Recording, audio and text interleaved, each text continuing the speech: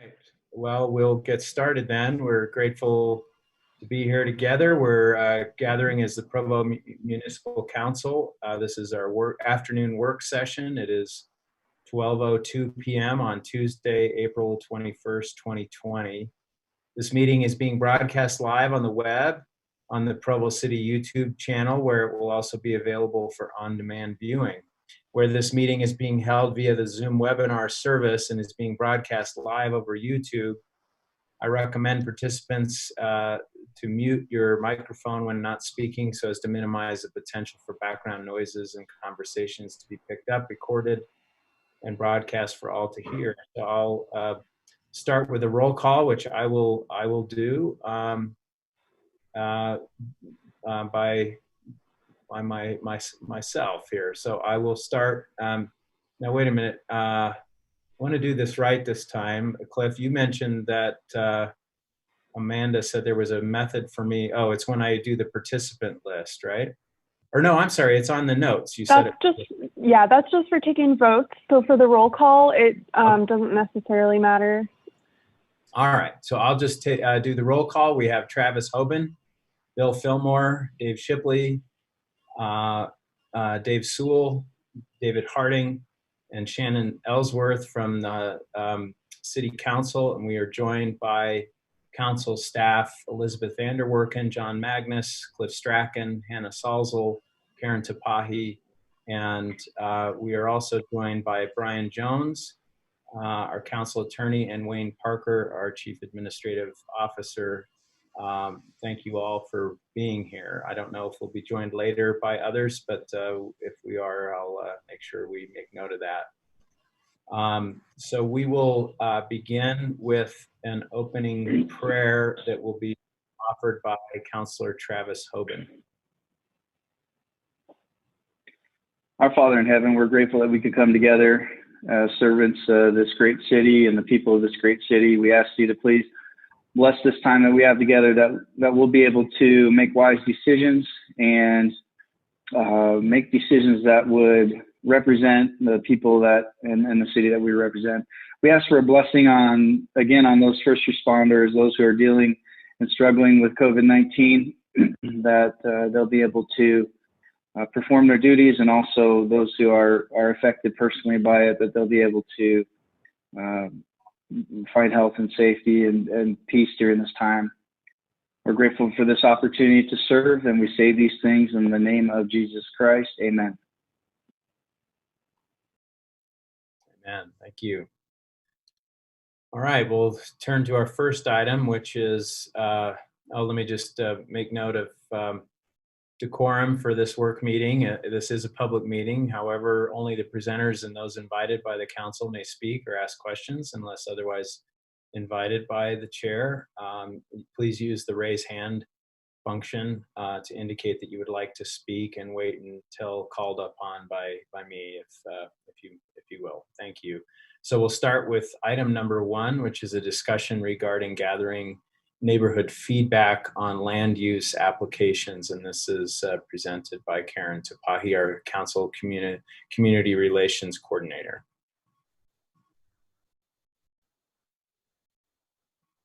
Okay, so Provo's neighborhood program has functioned more or less on the same kind of process for most of the time it's been in, but with recent changes due to the pandemic and everything, we thought this would be a good time to look into some other possible ways of handling the feedback that we gather on land use applications. So trying to see if this is my first time doing the, let's see. Karen, I've offered you control of my screen here. If you want to accept that, you're good to go. So does it pop up a little message or something, or trying to figure out where that works out on me? At the top of your display screen. Oh, it says you can control. Okay, so it's not.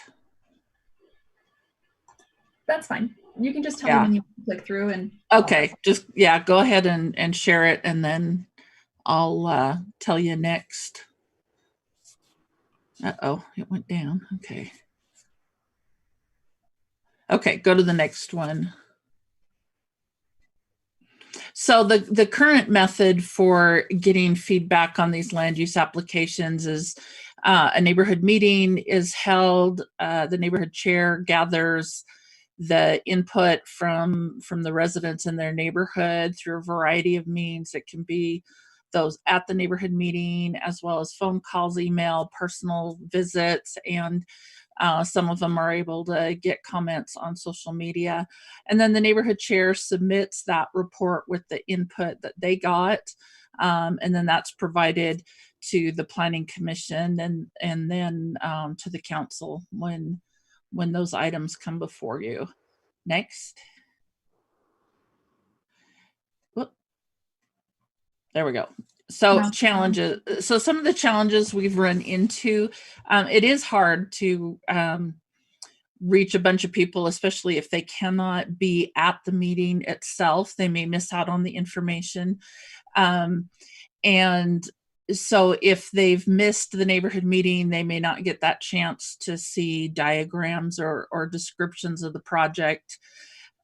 Some neighborhood chairs are fantastic about getting that information out in other ways, but that can be a real burden on them to get all that information and pass it along.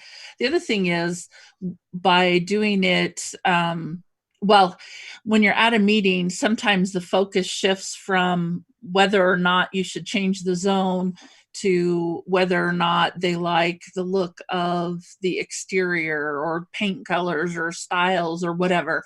I mean, it can easily get off track.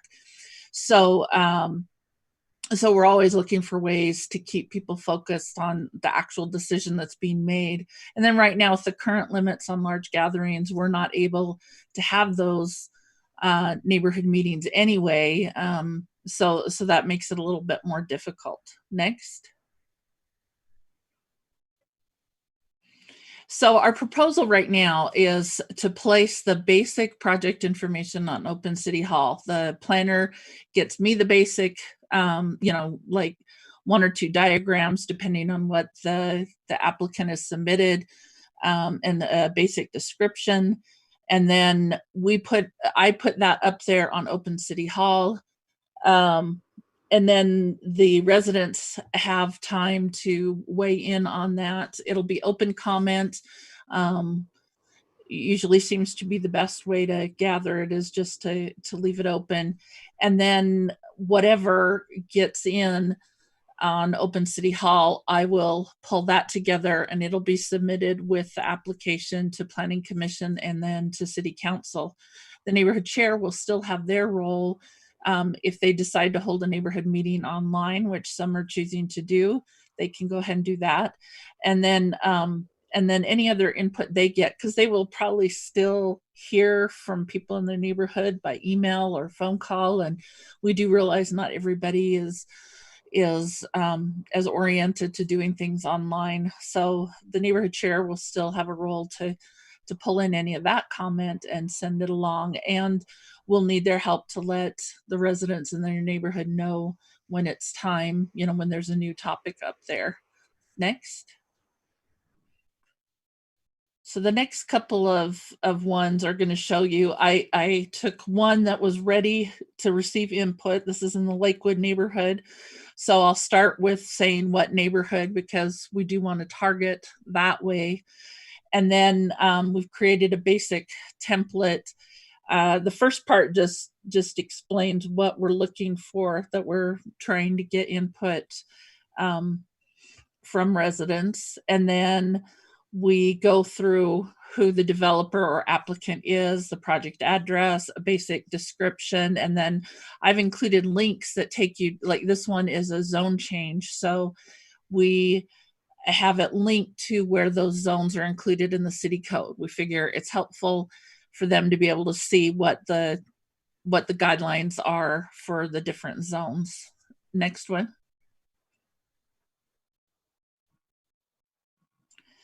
And then they provided some pictures. So this one and the next one just show some diagrams that they sent along to us that the planner did. Go ahead, next one. And then we'll go with the next one. There we go. So at the very bottom, I have a status category to kind of give them an idea of where it stands in the process. This is always a tough one for residents to understand where it is in the process. So this actually gives us a good chance to explain that to people that are looking at it. And then, and we'll be able to update that as it goes. Project contacts. Now, right now I just have the planner, but we could put the applicant or their representative in there if they're willing to be contacted about the project. And then for resources, to help people understand what the zoning around the project looks like, we have a link to the zoning map and then just a general one to the city code. That way, if people want to dive deep, they have that opportunity. Next. And then just a couple other details. This really only applies to the things that are coming to the council. When talking to Gary McGinn about the applications that are received by what was formerly community development, the ones that are technically supposed to have the neighborhood meetings and lots of feedback are the rezones, general plan amendments, and ordinance text amendments. And other ones, if someone wants more feedback, we could list those. But right now, this is where the focus should be, because these are the things that will be coming to you. And then this allows for an unbiased presentation of information. And then all comments are visible instead of being pulled into a summary or a tally. I know that there are some residents that will feel like their point of view was somehow lost when everything was pulled together. And this way, their comments will all be very individual. And it also relieves some of the burden on the neighborhood chairs. They try really hard to get as much input as they can, but we just find that it helps to go other directions. And that's basically it. Sorry, my allergies are killing me right now, so my eyes are watering. And I believe the next one is the last slide, which is just, we're looking for approval. Normally we would just send this out and get your approval in an email.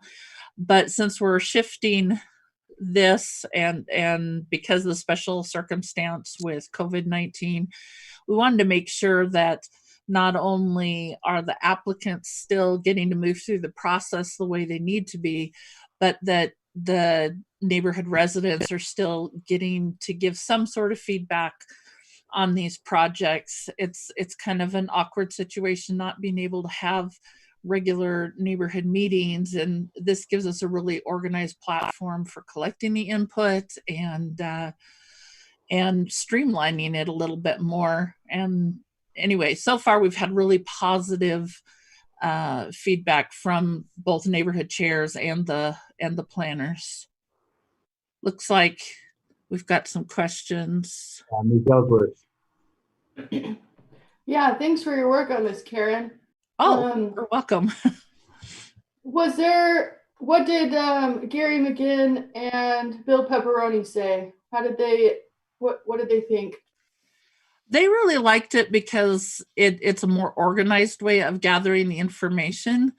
I think the other thing I think they liked is well, that it'll be more consistent, because with 34 different neighborhoods, each neighborhood chair handles things a little bit differently, and some are very proactive and gather a lot of information from an applicant, and others, you know, they allow they just say, okay, we're having a meeting, and the applicant says a few things. So there's not a lot of consistency across 34 neighborhoods, and this allows us to kind of give every application the same treatment. Okay, that's awesome. It sounds like it's a win-win-win. I hope it is. Do you think we'll continue it after after this is over, like after when people can congregate? Is that something we could continue? Definitely. This just ended up pushing it along a little bit faster. We were looking at it as a possibility to kind of, like I said, relieve some of that burden on neighborhood chairs and make it consistent. And this is the perfect opportunity now that we have a lot of other limitations. So yeah, I imagine this is what we use moving forward. The neighborhood chairs will still get a lot of input in other ways, because I know digital's not for everyone, but I feel like this will reach a lot of other people that couldn't make it to a meeting before, and give a broader sense of what the neighborhood or the larger community thinks about a project. Well, I think it's a really good idea. It seems a lot more transparent and accessible. Like if you had to work in the evening, or if you had some other obligation in the evening, you could still participate in a meaningful way.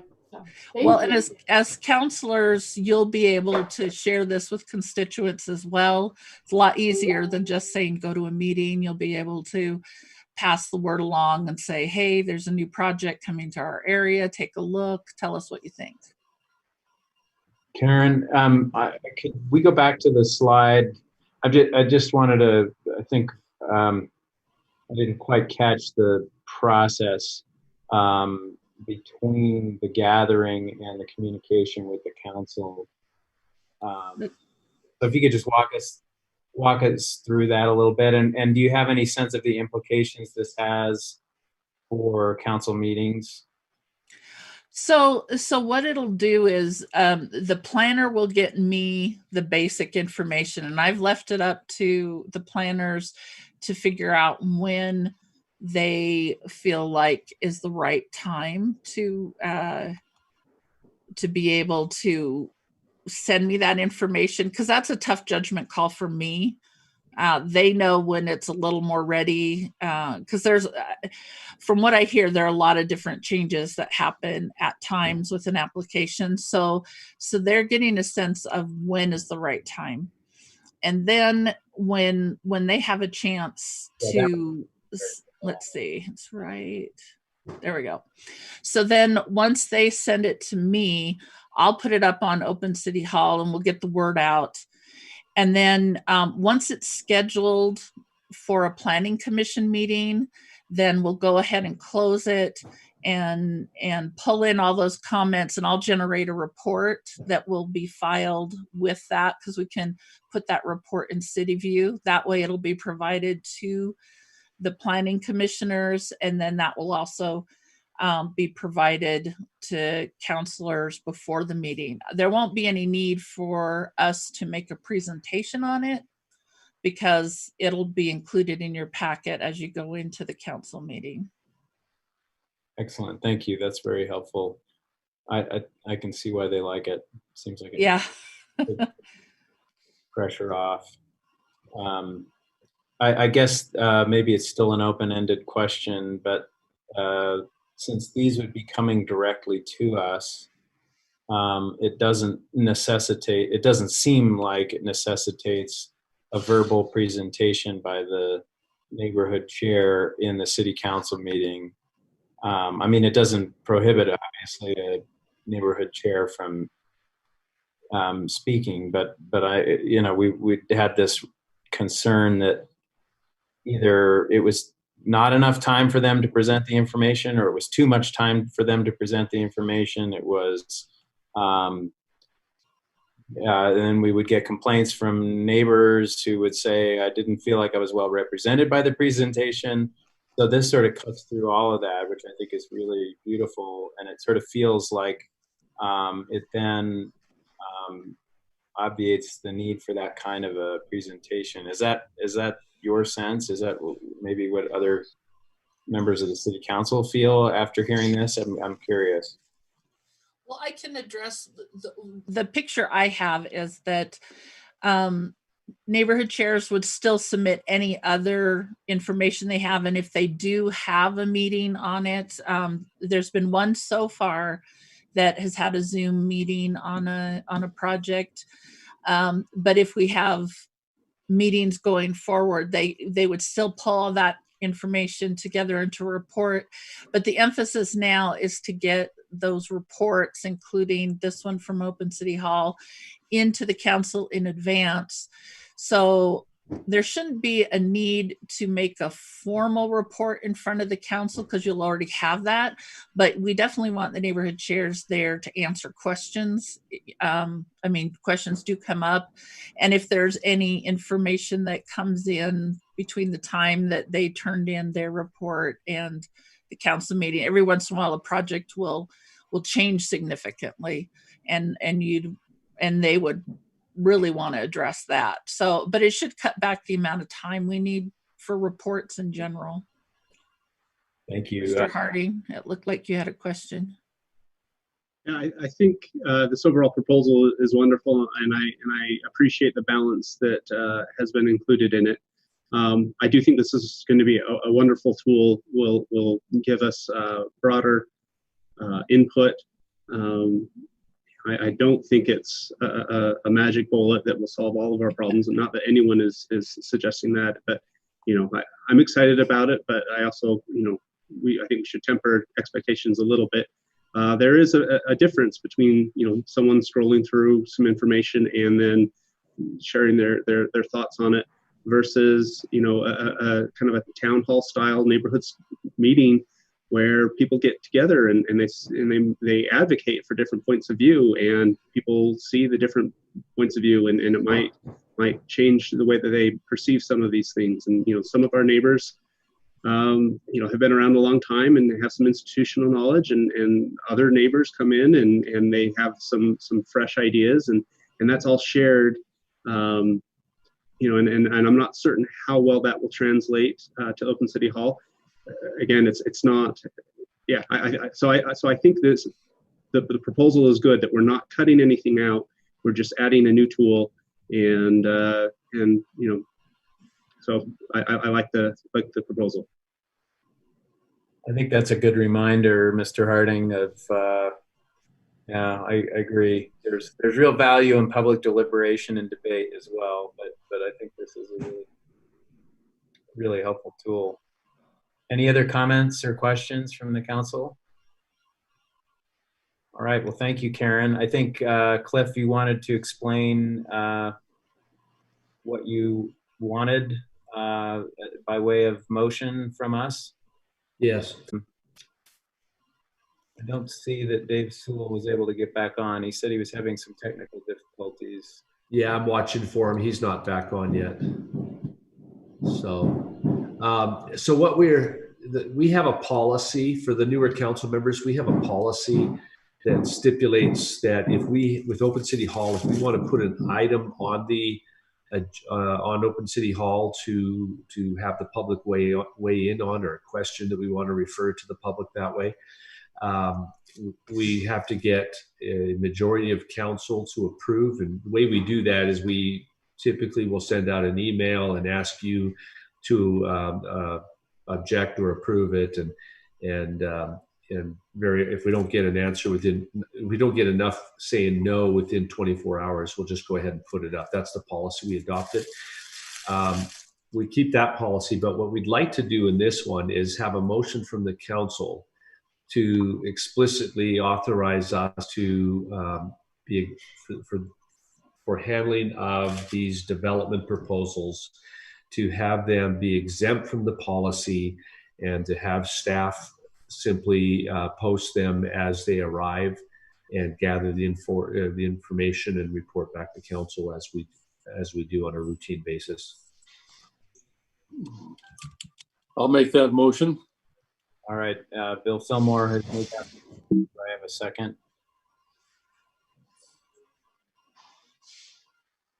Mr. Harding, are you seconding? I'm not. I have a comment as soon as if there's a second. I'll second. Okay, Ms. Ellsworth is seconded. Mr. Harding. Generally, I think that's a great way to go forward. That saves us the 12 to 24 hours that we might take to get the feedback or the approval. I wonder though if the first couple of items that go up, there's been times where, during that short review, councilors have had some input that has changed what it looks like when it goes up to the public. And so I wonder if the first item or two, if it would still be good to have the councilors look over it before we go public with it. Yeah, Mr. Might I suggest that to let us just go forward with the motion, and if you see things that need to change, to make the suggestion. Karen has created a template essentially that will be the same format for each one, and if something needs to change, we're very open to making some adjustments to it. Any thoughts on that, Karen? That's exactly it. We intend to have a template that will guide us moving forward. So it won't be quite the same as past topics on Open City Hall, where we've needed to put something together that's very tailored to that particular topic. These will all be using generally the same format, and what I grab from planners is ultimately going to be about the same every time. Although I anticipate needing to smooth things out here and there. We'll have to figure out what, if there are changes that need to be made along the way, but I don't anticipate huge changes. Pretty happy with what we're presenting so far. But yeah, I think we would stick with a template that would guide us through each different project that's placed on there. And like I say, we're open to suggestions on how to improve it, but most of the information is going to be pretty straightforward that comes from the planners. I know Dave Harding wants to make another comment, I think. I'd also be willing to move forward with the motion and vote for the motion. But particularly if staff is willing, that'll be our policy. But if staff is willing to consult with us on the first project or two, or show us what the template is. It's hard to approve something that we haven't seen, and if it's going out, this is not the planning staff publishing this. It's the council office that's publishing it. So I do think it would be good to have just some council review, and maybe that will. Maybe we would just look at it and say, great, looks great, let's move forward. But I think it would be valuable to have a review. All right, so we have a motion and a second. Any further discussion? If not, I'll call for a vote, and I'm going to do this by just calling your name and asking for your verbal vote. Mr. Harding? Yes. Ms. Ellsworth? Yes. Mr. Fillmore? Yes. Mr. Hoban? Yes. Mr. Stewart, are you back on? Yes. Yes to both. All right, good. Mr. Shipley? Yes. And I will also vote yes, so that is unanimous. Okay. Thank you, Council. We'll move on to item 3, which is a discussion regarding the fiscal year 2020-2021 budget presented by Wayne Parker, our Chief Administrative Officer. And we also note that the mayor has joined us, as well as Gary McGinn and David Day and Brandon Larson. Okay.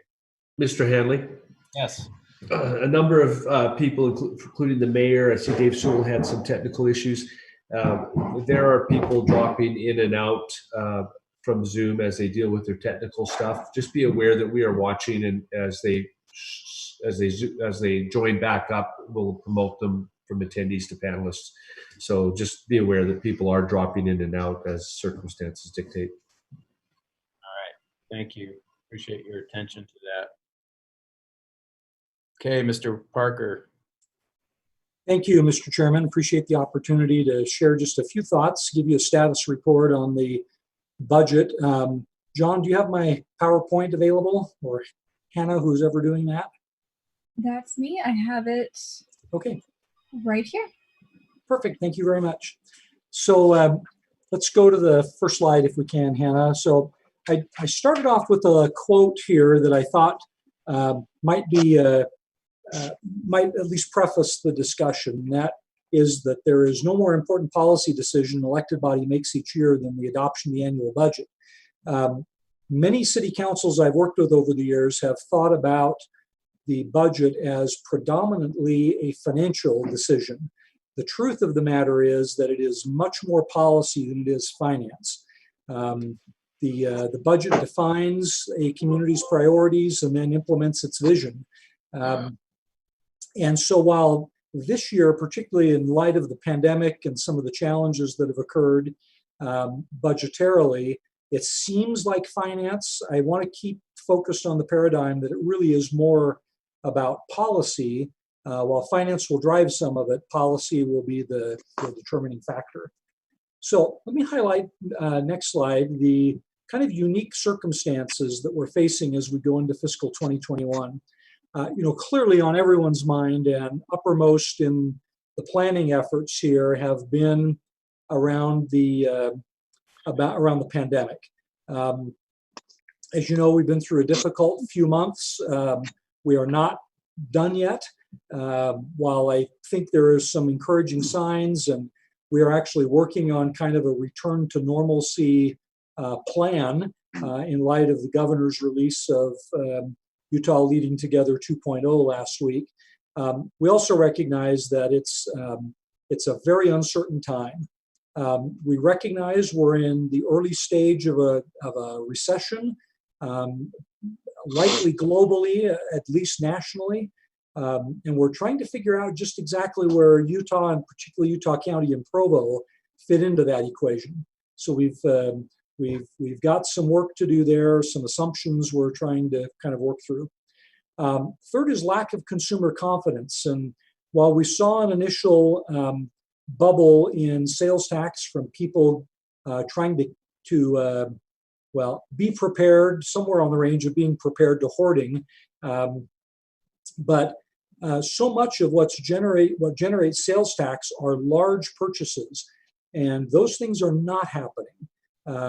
People are not buying cars, they're not buying appliances. People are uncertain, and therefore they're trying to avoid making large outlays of money from their household budgets. And I think I would characterize it as more than the normal number of unknowns. Every year going into a budget, we have unknowns. We're trying to forecast out.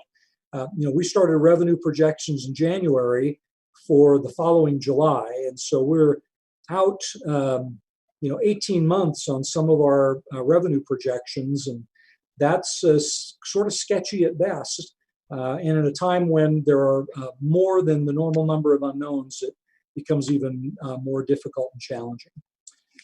Hannah, next slide. So we're going to talk just briefly about some of the revenue challenges, and we'll talk about some expenditure challenges. Let me say, first of all, that the biggest area of concern for us is the general fund, which is tax supported for the most part. Utility funds, we have some concerns about, particularly in the energy fund. We have some substantial concerns about, but much of what I talk about today will really be focused on the general fund. So number one, our sales tax uncertainties. As most of the council knows, I think our sales tax revenues are based on two key factors. One is the total retail sales that occur within the city of Provo, or where purchases are delivered within the city of Provo. And that's one element, and 50% of our sales tax revenue is directly driven by sales taxes generated in Provo. The other 50% is generated by a population basis on all retail sales occurring throughout the state. And so essentially Provo's population constitutes X% of the population of the state of Utah. And so if you take all the state revenues from sales tax, the 1% local option tax, and multiply that by the percentage of our population, that adds into the equation of each month's sales tax revenues. So while we may have a good sense of what's been happening in Provo, What we may not have a good sense of is what's happening across the state. It's been clear, for example, that the economies in resort communities, Summit County, Park City, ski resort areas, all the way to Moab and Kanab and St. George, all have a revenue impact for Provo. And so there are a lot of uncertainties around this, a lot of unknowns. Secondly, utility consumption in commercial sectors. We think our residential sectors are pretty stable in terms of electric consumption and use of water and those kinds of things. Maybe not so much with the commercial sector. As a small business closes or dramatically slows down or doesn't bring as many employees in, those employees are not consuming our utilities and therefore not getting billed for their consumption. And so that's given us some pause. We've done a lot of work in the energy area because that's clearly our highest vulnerability. And we do think our energy fund will be something in the neighborhood of $5 million, which is about 10% of their annual utility revenues, down in the coming fiscal year. That clearly has implications not only for the energy fund, but also for the transfer from the energy fund to the general fund. Third element is potential property tax delinquencies. We recognize in a period of growing unemployment and uncertainty that we may find, not only may we find property tax values declining over time, but we may also see a rise in the delinquencies. Now, the state sales or property tax formula has some smoothing provisions to it that allow us to sort of stretch those delinquencies over a 5-year period, but nonetheless, it becomes really problematic in the short run. And then again, closure of city facilities due to the pandemic. We're not generating the $5 per visit for non-members at our recreation center during the current time period, and we recognize that while we may be reopening facilities, sometime in the next few weeks, they'll likely be opened on a reduced level of service in an effort to protect social distancing and continue to make the facilities safe for those who do come. So we recognize that at least in the foreseeable future, we're going to clearly have some revenue challenges. Rec Center, Covey Center, Ice Sheet, those areas where people have tended to congregate and where we have actually had them closed for the last several weeks. Next slide, Hannah. On the expenditure side, we have some specific areas of concern. We clearly have continuing increases to our retirement and health insurance costs associated with our employees. In some cases, those are larger than others. Our health insurance, fortunately, has been relatively stable.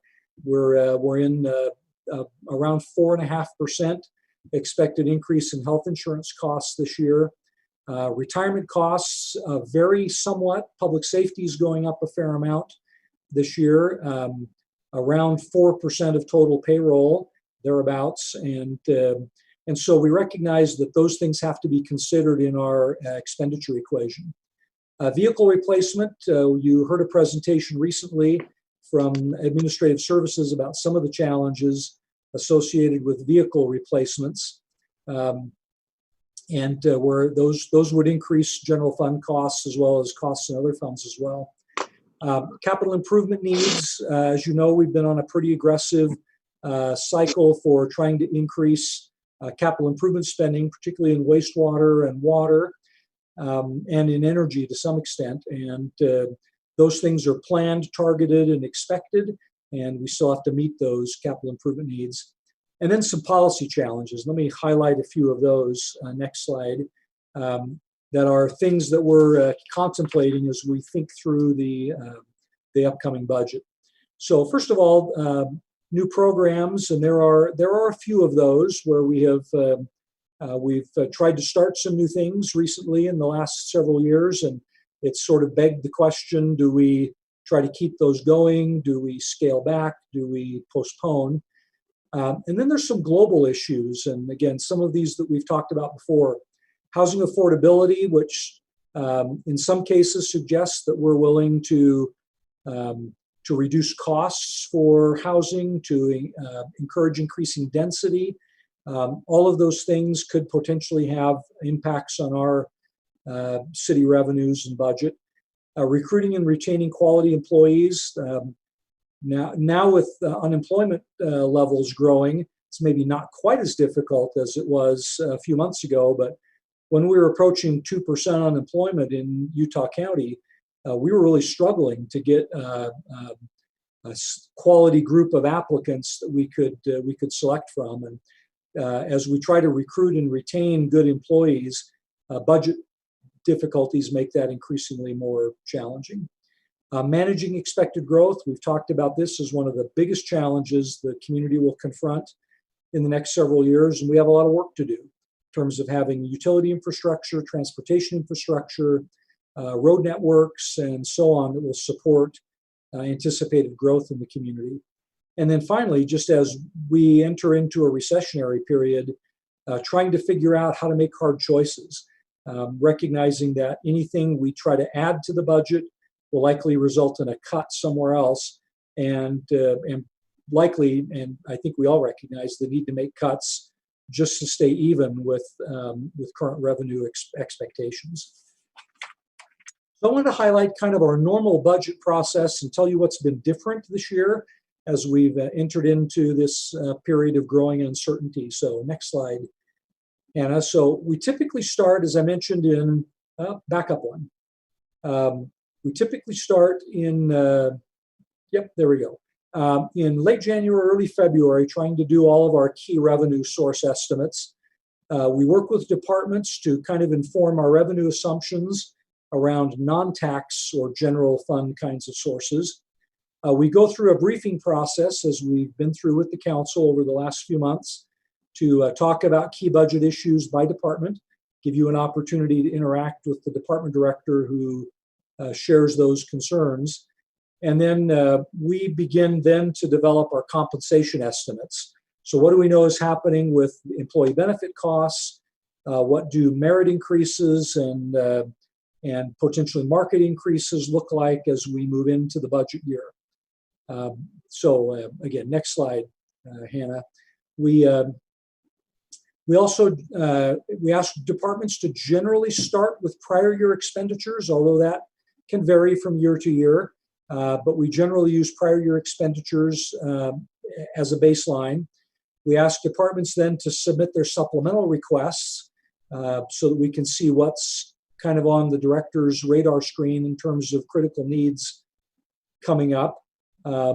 We then, the mayor's staff and the finance department, work to try to match expected expenditures with anticipated revenues and take a look at fund balances. And then after going through all of that information, looking at all the key factors, the mayor then makes final decisions which lead to the preparation of the mayor's recommended budget, which is then submitted to the council the first week in May, statutorily each year. We hit the next one. So what's a little different this year? So as I mentioned, assumptions are clearly not as easy this year as they have been in historical times. There are a lot of moving parts associated with the pandemic and the resulting recessionary period we're in. There is no good modern era historical context for a pandemic. To get to the level of pandemic we've been confronting this time, you have to go back almost 200 years. Long before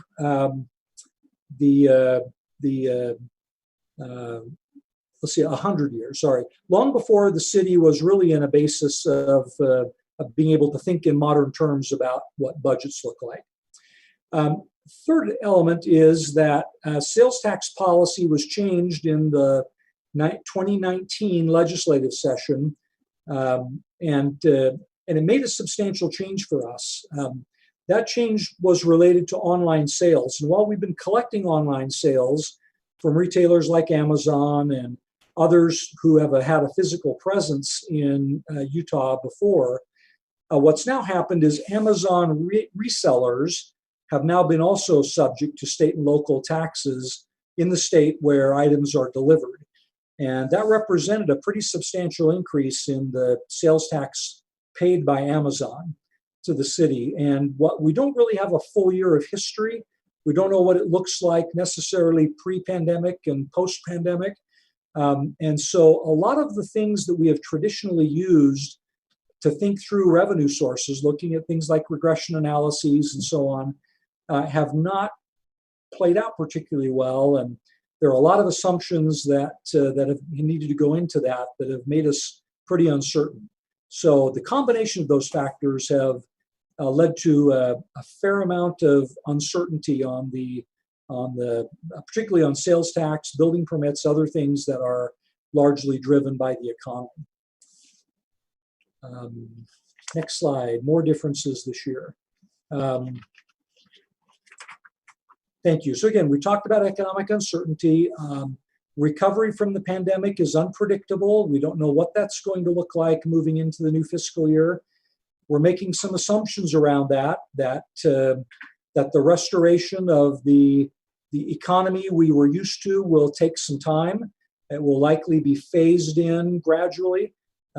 We've all heard the governor's analogy that it's not a light switch, it's a dimmer switch that we're trying to execute now, and that will be gradually increasing the light from the dimmer switch as the months go beyond the current time. Demands for services may be increasing, particularly as some businesses may be slowing down or leaving the marketplace, could create some additional demand for services. Typically in slow economic times, we traditionally struggle with things like crime rate and calls for service, and there's just more stress in the community, and that can typically result in more public safety calls for service, which require us to deploy officers and firefighters in greater numbers. And then finally, we have this year a higher than average need for capital improvements. As you know, we're closing in on the design and construction of the new wastewater treatment plant. We've made announcements and are committing funds at the airport. We are midstream in a lot of very high capital improvement needs, and those are driving a lot of our concerns relative to the upcoming fiscal year budget.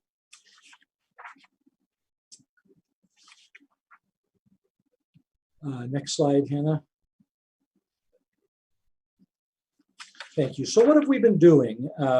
This is probably a really good time to talk about what's been our approach so far. So we are trying to define the economic changes. We are working through the modeling we do, trying to insert various assumptions and try to land in a place where we think we should land logically.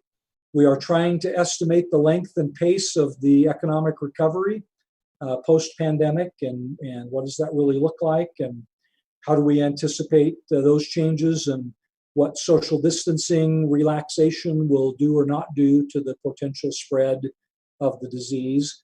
We've been talking with other cities, the state task force, and our federal delegation to try to understand resources that are out there and what others are trying to project. And to be honest, talking with other cities has been informative and helpful, but it is clear there is no common thread among what expectations are. We have everything from cities expecting a 25 to 30% reduction in their general fund this year to those thinking it's going to be largely flat.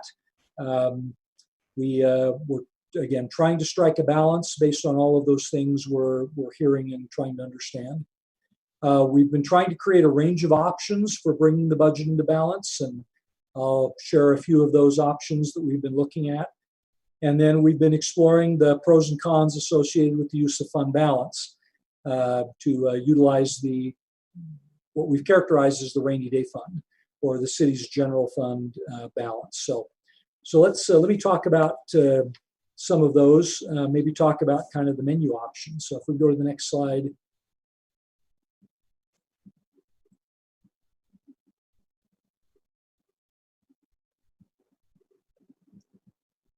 Okay, so we did meet with directors to talk about and evaluate all the available menu choices, and we'll get into those in just a minute. We talked one-on-one with directors, and we are finishing that up today and first thing tomorrow morning to explore what we've called surgical approaches, which are rather than coming in and saying, let's do a 4% across the board cut in the general fund, let's be a lot more surgical than that.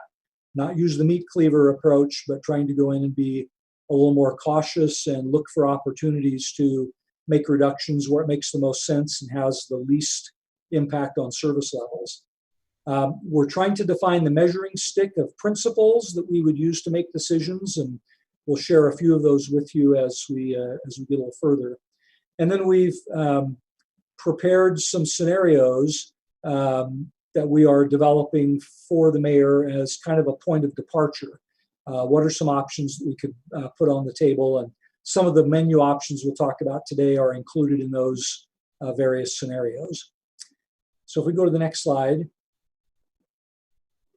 so the menu options we're talking about, we talked about these a little bit last week in general terms. I'm going to get a little more specific about those today. So those include employee and compensation, sort of global or across the board options, shifting money from capital to operations, looking at potentially reassigning positions or costs from one fund to another, looking at some longer term solutions that might take more time to develop, but could bear fruit in the midterm, maybe not in the immediate short term. And then questions about use of fund balance and the rainy day fund. So if we go to the first one, which relates to employees and compensation, first of all, somewhere around 3/4 of the cost of the general fund is in our compensation budgets.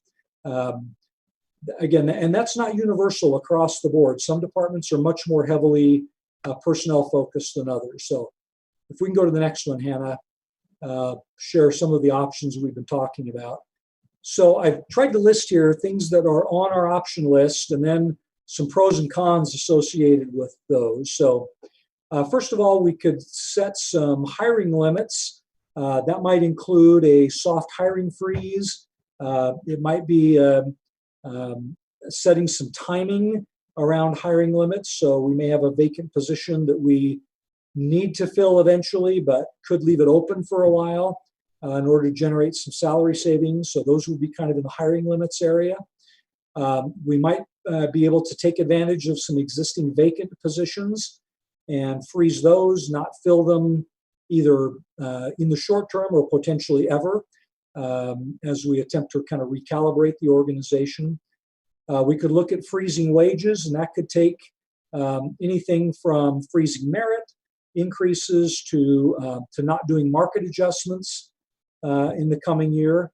And another one would be to pass on increasing benefit costs to employees rather than what we've traditionally done, which has been to, for the most part, to cover the underlying cost of increasing benefits for employees so that we don't affect their take-home pay. And then some short-term actions, and again, those could be things all the way from looking at something that would save us some money this year on compensation that might increase some costs out in future years. So again, not necessarily recalibrating the organization, but having opportunities to take some advantage of short-term options. So the pros on those, as we mentioned, compensation is the biggest expense in most city funds. Utility funds kind of are the exception to that, where a lot of the costs are associated with purchasing commodities or generating water, for example, or electricity. And it tends to share some of the pain across the broader organization. The cons are that it hurts employees when we kind of need them the most. When we're attempting to sort of rebound from something like a pandemic, it can be a real challenge to simply sort of ask employees who were asking to stick with us through a difficult time to bear some of the cost. It can result in greater turnover. We've seen that occur in prior pandemics when we did salary and wage freezes. Employees who have good options to go elsewhere, where their organization, the organization to which they're applying, may not be struggling as much, as we might be, we could find them leaving the organization. There are some unequal impacts. If, for example, we're eliminating vacant positions, that's kind of just the luck of the draw. If you have a couple of employees who've left a small division and we freeze, the impact on that division is much higher than it would be in a department where there are no vacant positions. And then we struggle a little bit with this allegation that we've balanced the budget on the backs of the employees. We've heard this from time to time over the years, and while we've made every attempt not to do that in a fund where 3/4 of the budget is in compensation, it's pretty hard not to have some kind of personnel-related impact. Next area, Hannah. So this one is sort of global or across-the-board items. So these would be things like an across-the-board reduction. I think as we indicated last time, we think the general fund is about $2.4 to $2.5 million, not billions, thankfully, $1 million out of sync in the coming fiscal year. That would constitute, if we were to do an across the board, it's about a 4% across the board budget reduction. That's a substantial reduction, and so across the board is certainly one option, either in the full amount or in a smaller amount. We could look at consolidating positions if we have vacancies or if there are logical places to consolidate positions. We could do that. We could reduce travel and training budgets. And again, that's been a strategy we've used in the past. And we can also reduce business meals and other similar kinds of expenses that are sort of nice to haves. For example, when we invite a border commission to come in and spend as volunteers a couple of hours in a board meeting, it's a nice thing to do to be able to provide them dinner if they come from 4 until 7 p.m. to the Energy Board. Certainly not something we have to do, but those have been the kinds of expenses that we've used those funds for.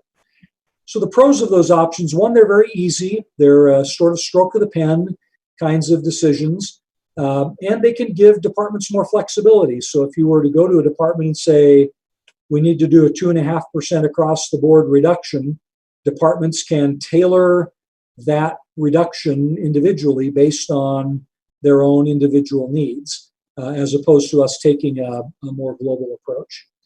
The cons are they are often short-term fixes with long-term consequences.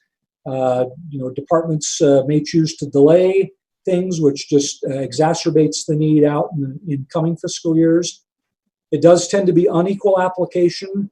Departments that are very heavy on personnel, if we do an across-the-board cut, it's almost always going to hit people. Others that don't have that high of a personnel expense can avoid some of those more difficult choices. And then in many cases, particularly things like travel and training and business meals, we're talking in a couple of $100,000 across the general fund. So in terms of trying to find $2.5 million, it's a pretty small impact on the overall budget savings. Next general category is capital to expend to operations. Again, these would be things like freezing or reducing vehicle or equipment purchases, limiting capital improvement investments, taking money out of funds to put them into capital funds, reducing contributions to capital replacement funds, which we've been trying to build up over recent years to minimize the impact, for example, of a boiler going out at the recreation center or a fire station. If we have some money set in reserve to handle those, we don't have to go hit fund balance to make that happen. Pros are it's a short-term. It provides short-term relief. Has little impact to employees, but it does sort of kick the can down the road. The needs don't go away; they just get postponed. And then it violates kind of one of our key budget principles of not using one-time money to pay for ongoing expenses. Again, we just push that expenditure growth down the road. Next slide is talking about sort of cost and position reassignment. Sorry, Wayne. Okay, go ahead. has a question. Oh, you have questions? Fine. Did not catch his hand, so I apologize to Mr. Ship. Go ahead. No worries. Yeah, it sounds like a couple things are going through my head now. It's been a little while since I was thinking about it, but you mentioned, Wayne, 0 to 25% are kind of the estimates that we're seeing out in the marketplace among other cities, and that we're just trying to, make our best assumption on somewhere in between. Sounds like we're settling on somewhere around 4% with that $2.5 million number for next year's fiscal budget. And I just wonder, is there any more clarity that you can give us on sales tax, realization of sales tax I know it's delayed. We were told last time that we don't have clarity on it because we get numbers that are kind of, delayed by 2 or 3 or 4 weeks. Do we have anything from March at this point to be able to look at and analyze? We don't yet. So the revenue lag for us is somewhere in the 2.5 to 3 month time frame, and so we're just now seeing December's numbers. I guess we just saw January. January was down a little bit. December was I think significantly higher than we expected. So we think it's a little bit of a leveling issue. So December was up about 14%, which is larger than the typical December. January was down about 5%. So we think it may be a reporting issue. Some of our sales taxpayers remit monthly, some remit quarterly. So there could have been a high sort of spike at the end of the quarter and a little bit lower at the beginning of the next quarter. The state as a whole was also had a similar up and down in December and January. So again, I don't think we have a lot more clarity on this. What we are doing is kind of, we've had a couple of meetings with the governor's task force on economic recovery. We've looked at some material that the Gardner Institute's been preparing. And again, we've looked largely at, for the 1/2 of our sales tax that's generated by Provo's own retail sales, we've been trying to look at who are our big sales tax payers and what's happening in their world. And as you may know, grocery stores and home improvement and the warehouse store are kind of our largest sales tax contributors. Obviously, we also have auto dealers who are in that upper tier. We think they're going to be flat for a while, but grocery is a pretty stable influence. Home improvements, we think, are actually pretty stable. So I think our variability will not be as big as some cities in the state that live and die more on other aspects of retail sales. So we're feeling fairly confident that the impact will be something. I think we're thinking more in the 4 to 6% range. That's, again, there are other cities. Bountiful, for example, is kind of in that same mode. And again, our sales tax profile is pretty similar to Bountiful's. And so again, as we've tried to look at some of the other cities we work with that have similar retail bases, it's a pretty similar look at what we're thinking for fiscal 2021. Can I ask one follow-up, Wayne? Of course. Can you add some clarity to the Amazon reseller thing? I've had people Yes. ask me about what that means this year. I guess from your remarks, I'm still a little confused as to whether or not that's going to be an actual positive or not. It doesn't sound like we know for sure. Yeah, we've got a few months of revenue associated with that we've seen. So that took effect in October, I think. I'd have to double check with finance, but so we've had a couple of months, and again, it's not entirely clear how much of Amazon's increase has been the result of just the general economics versus the Amazon resellers, but it has been pretty substantial in the last several months. Again, something we were not entirely anticipating as we went into the budget process. So up to this point. Let me talk resellers and then we come back to estimates. So the reseller numbers, we think nationally that Amazon retailers constitute between 30 and 40% of Amazon's total revenues. And so that group was not paying sales tax to Utah unless they had a physical presence in Utah up until last October. And again, I could be corrected on the date. And so we're trying to work with sort of limited information at this point to understand how to extrapolate that out to a full calendar year. Now, that being said, we are about almost $700,000 ahead of budget this year so far, with a couple of months remaining in the fiscal year, and so we think some of that is the Amazon resellers. Some of it has been just a really booming economy up until a few weeks ago.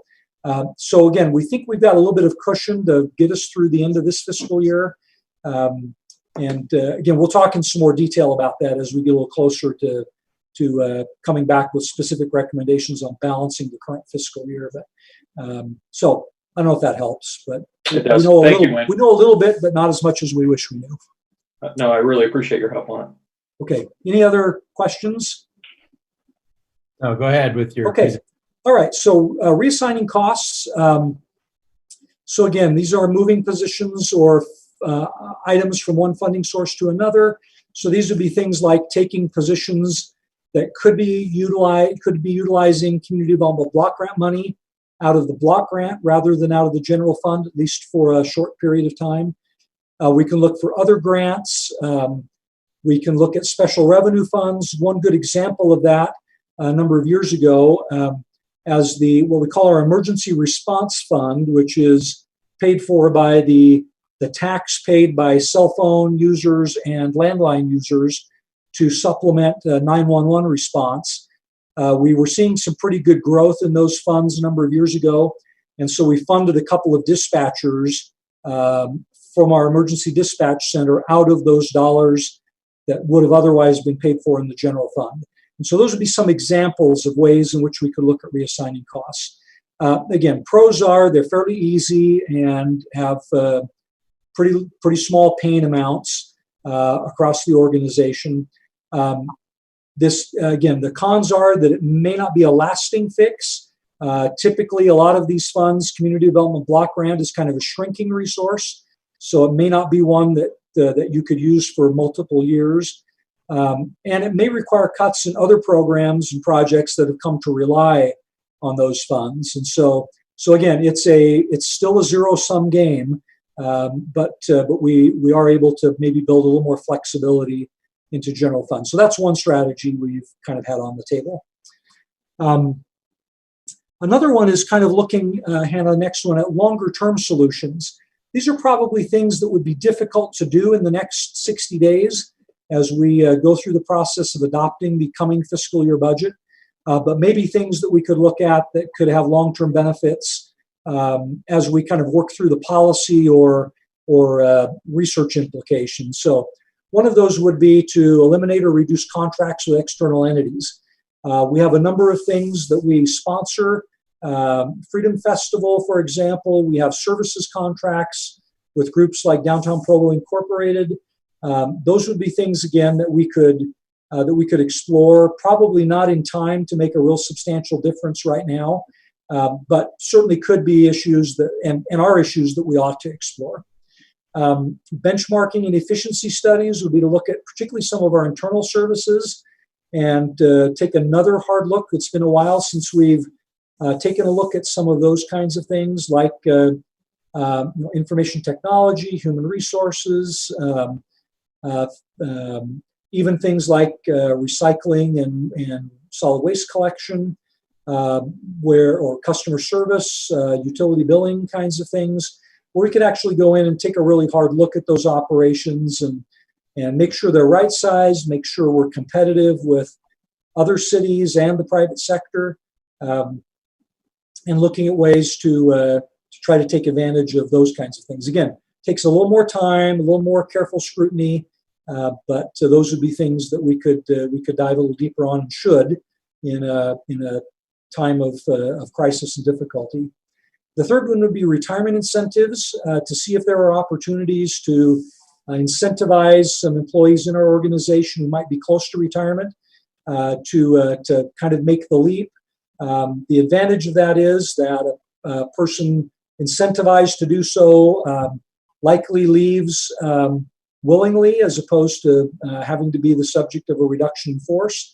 And it gives us the opportunity to either not fill a position for a while, or to fill it with an entry-level employee and thus generate some savings. Again, on the pro side, these issues typically don't have a lot of impact on city personnel.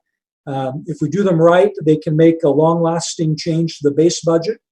On the flip side, particularly as we talk about the retirement incentive, it typically takes a short-term increase in cost to exchange for a long-term gain in revenue reduction, or expenditure reduction rather. And so those are things that take some really careful analysis in order to do. And in some cases, for example, the Freedom Festival, we make a sponsorship agreement every year with the festival. Historically, that's been a very good return on investment for us, as we've done the economic modeling and looking at hotel rooms and restaurant sales and so on during the pendency of the Freedom Festival. Our general fund revenues have increased more than the cost of our sponsorship. And so again, some of those things could be, again, short-term gain with long-term pain, as opposed to short-term pain with long-term gain. Does that make sense? Okay, let's go to the next one. So this one sort of gets on to the use of fund balances or the rainy day funds. So again, the option there is to draw down on existing fund balances to cover expenses or revenue shortfalls because we are in a rainy day. And as a number of our departments have said, it hasn't rained this hard in 100 years in Provo, and that may well be the case. So the pros, first of all, that's kind of one reason why we build up fund balances. There are many, but one of those is to have flexibility in the case of an unexpected revenue shortfall or increase in expenditures. It does impact the city's ability to borrow economically. One of the key factors in a bond rating is the size of fund balances. And so if there were a situation where the city were to go out and borrow for some capital need at some point in the future, we could end up paying 25 or 50 basis points more in a bond interest rate than we might otherwise. So there could be some impacts down the road, and the city loses flexibility to take advantage of opportunities. And fund balance has kind of historically been where we've gone for opportunity purchases in the past. And so again, it further limits our ability to do some of that. So again, it's not a freebie, I guess, is kind of the point I'm making. Okay, so let's try to talk a little bit more about sort of next steps for us. So I'll just highlight that the active budgeting really is an exercise in balancing competing interests. Every situation we look at in the budget, and as we've been meeting with department directors, it's become increasingly clear that we're going to be balancing competing interests in this area, and there will likely be winners and losers, and that's always difficult. But it is a process, and we indicated earlier it's a policy decision. It's trying to define priorities and fund the priorities, and not everything can be a priority. So if we go to next slide.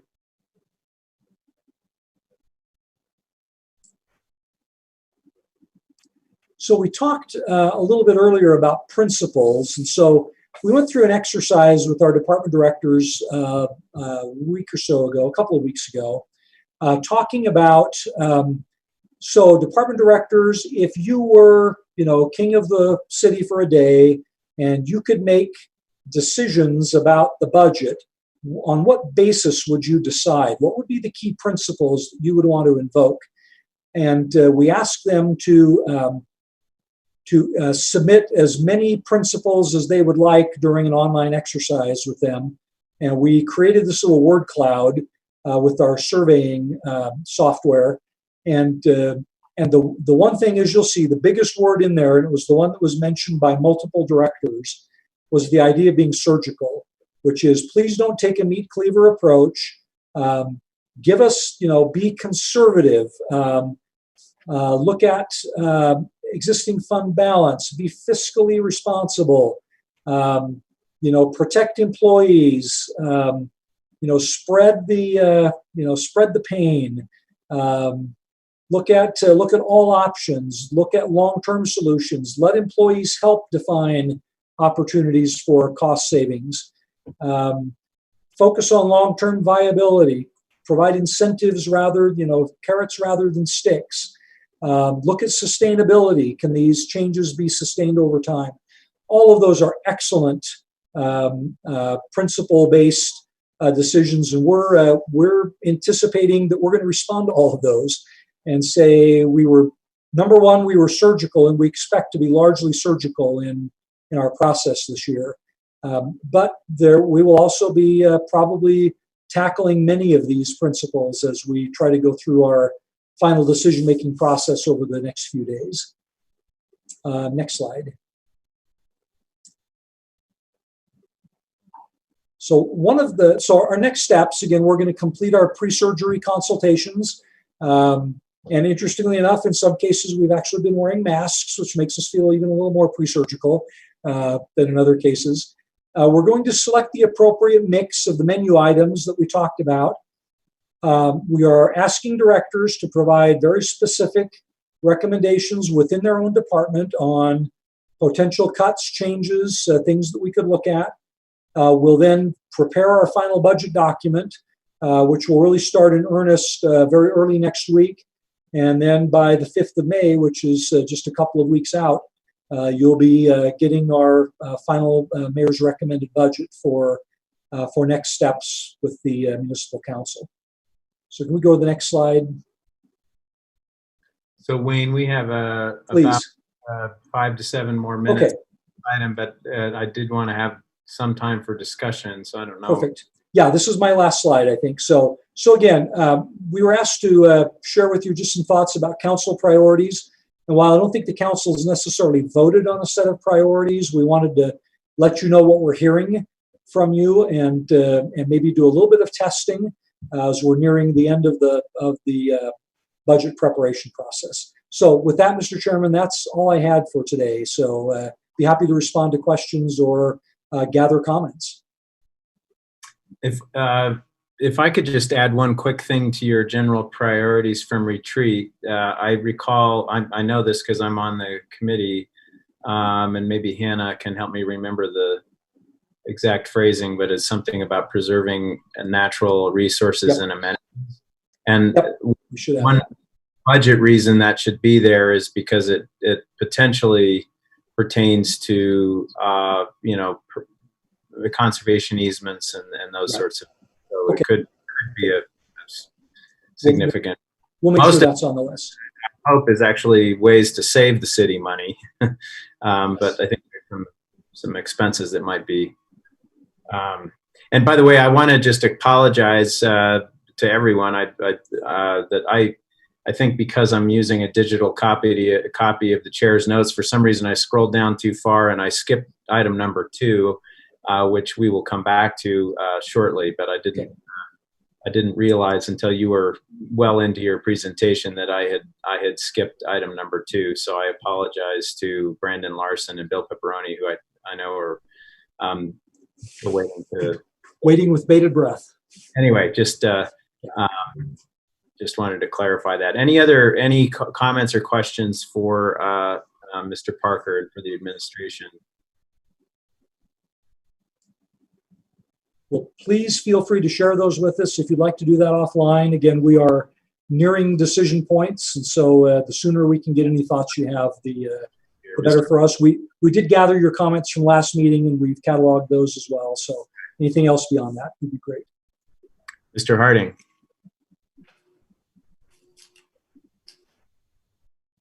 I think you might be on. Thank you. And Mr. Parker, that was a great presentation and very helpful. Sorry, can you hear me? Yes. We got you, yes. Okay. So thank you for that great presentation. Just some thoughts on that. Obviously, level of service is something that we have to consider very carefully. Though there may be a service or two that dropping the level of service, in the short term, could be helpful. I do think that there are some long-term projects that if we hold off, and I guess this may depend on, as you've talked about some uncertainty about what the recovery looks like. But if we think this is a 12-month, 18-month dip, and then we will return to something near normal, I would hate to jeopardize some of these long-term projects by holding them for 18 months. Like there may be some opportunities. You kind of highlighted them with like travel and training. Obviously, we need to invest in our employees, and this is not something we would want to do long term. But for a year's period of time, maybe holding off on training as long as we're committed to restoring that as soon as we're through the dip. But as you pointed out, that's not going to make a huge difference. But some of the maintenance that we do, obviously we don't want to delay maintenance and then have it cost a lot more in the future. But if we're caught up on maintenance and we can, skip a cycle 1 year and it's not going to hurt us long term, some of those maintenance items might really have an impact on our budget if we postpone them for a year. And then I was just looking at the council priorities sheet you have up here. I think some of these kind of fall into those long-term projects that we probably want to move forward with. The price tag is not that large compared to the benefit we get, and the pain of holding off for 12 to 18 more months. For specifically, I think like the new and improved general plan, I think that project probably is worth prioritizing. But maybe exploring the research park or some of the other items on here wouldn't hurt to postpone for a year. Just request the other priorities, that the walking parking permit program. Again, I think we're estimating that will be a net positive for the city. So I would hope that we can move forward on that. Thank you. Thank you, Ms. Ellsworth. Yeah, I just appreciate Wayne and the work that he's done, and all of the administration and department heads. I have a lot of trust in you guys. I'm sure you'll do what's best for the city, and hopefully we can support you wherever we can. My primary question is around what the city can expect in terms of stimulus relief from the federal government. What comes to the city? How does it come to the city? When does it come to the city? Does anything come to the city? What should we expect? Yeah, we probably ought to spend some time on that separately. But let me just highlight first, we did get our stimulus payment relative or allocation relative to the one-time increase in community development block grant money. Our expectation right now is that we will largely use that for helping supplement some of the needs of our business community in disadvantaged areas, or those that serve low and moderate income either employees or customers. We are working as we speak today on trying to bring refinements to a strategy around the use of those funds, as well as some tax increment dollars that could be allocated in that direction. In terms of the CARES Act, our allocation will come from the state rather than directly from the federal government, and it is to be used for reimbursing the city for actual out-of-pocket costs associated with pandemic-related issues. And so we do have some overtime issues that we've borne some costs this fiscal year, a variety of things. So again, it's up to this point, although there's been some noise, even actually as early as this morning at the federal level, about being able to use some of those CARES dollars to cover revenue shortfalls. That was not in the original statutory language. And so we may see that as a part of another stimulus package that would either reimburse for lost revenues or potentially use some of the CARES Act money to do that. And if that's the case, again, those will likely come, allocated to the feds, to the state, and then distributed as the state might choose to do that. So we are gathering information. We're keeping track of all of our out-of-pocket expenses related to the pandemic. So we're positioning ourselves so we'll be ready when the, when the faucet opens, we'll be ready to take advantage of that. Mr. Parker, I know the mayor has expressed an interest in knowing what our priorities would be to help guide this process because of the uncertainty that you're facing. I know that adds to the uncertainty of whether or not we're going to respond favorably to the budget that you propose. And so I guess my question is, what would be the most helpful feedback from us at this point? Is it sort of helping you prioritize which of those strategies you think is the best? And if so, I would just say I really like how you're approaching this. I think I wouldn't have any strong recommendations one way or the other that would counter anything that you've proposed.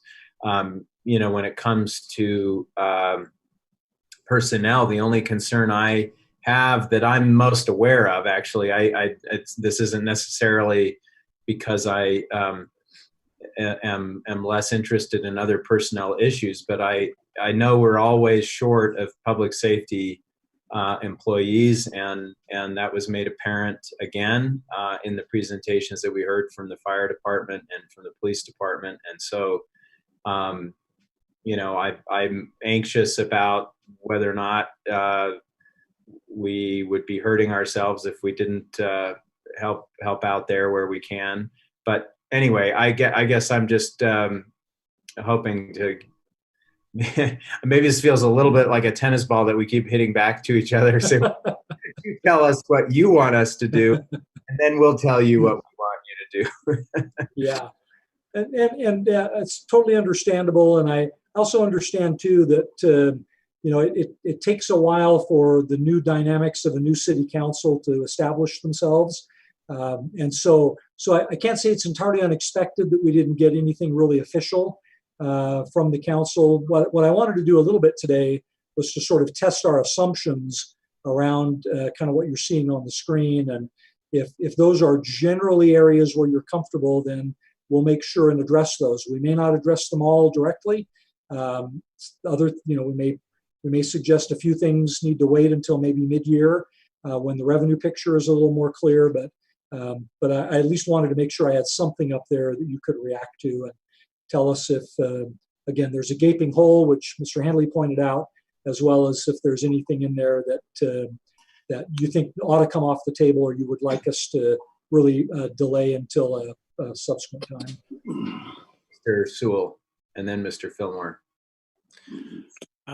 My only comment at this point is that I hope we plan for at least 2 years of significant budget impact, just to be prudent. Yep. No. Since the picture's so unclear at this point. Yeah, it's wise counsel. Mr. Fillmore. Just a couple of quick comments. Wayne, it's frankly comforting to see how thorough and how thoughtful the administration is being in addressing what could be a financial disaster down the road here. You're touching all the bases that I could have conceived of, and then some. I wish we knew the numbers that we could count on from the feds and the state. I guess that's still pretty much up in the air, right? It is, yeah.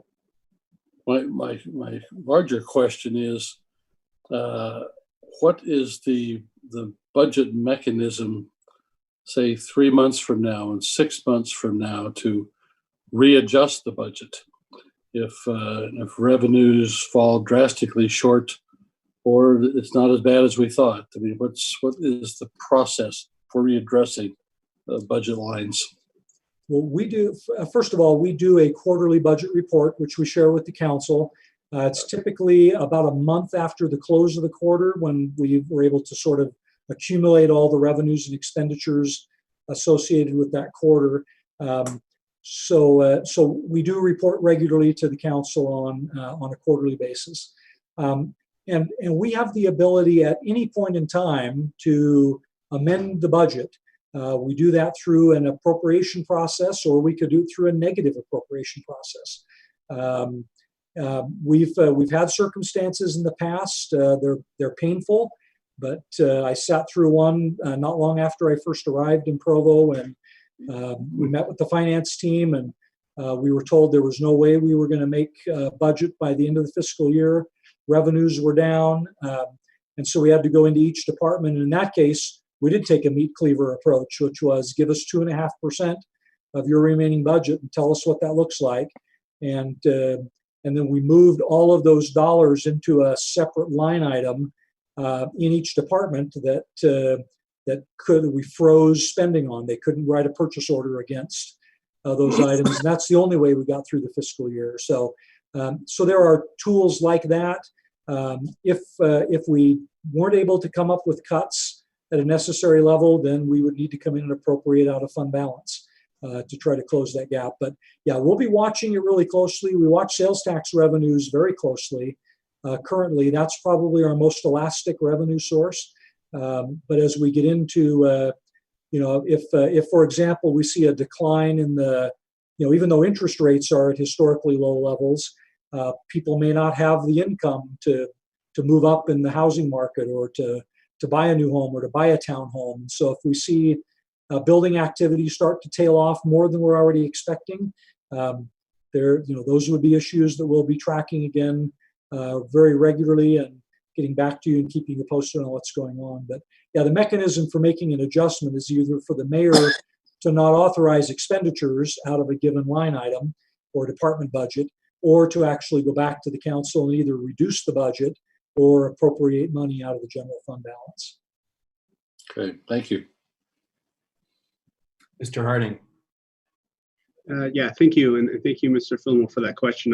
I had a similar question, and kind of it was based on what Mr. Parker mentioned about holding off on some of these priorities to mid-year, so we would have a better idea of what the forecast is. And so I guess my question is just to follow up on that, what does that look like, or might we develop kind of a middle of the road budget where we feel like it's still maybe a bit conservative on how bad the revenues might be, but here's what kind of our best guess is going forward.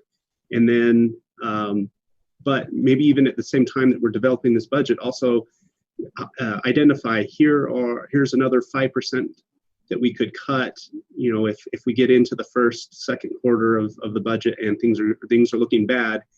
We already are pre-planning, and since we're already going through the process, let's identify those things that would be the first to be cut.